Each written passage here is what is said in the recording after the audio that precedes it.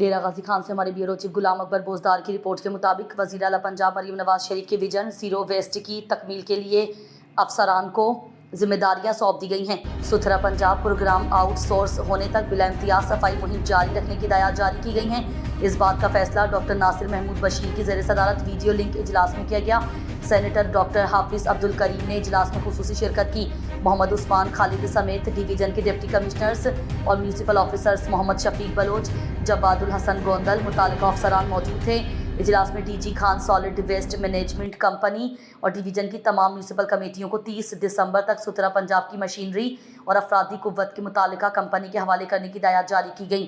Commissioner doctor ناصر محمود بشیر نے شہروں اور دیہاتوں میں ون ٹائم جامع صفائی اور دیگر مراحل کے لیے مقررہ ٹائم لائنز پر عمل درآمد کے احکامات جاری کی۔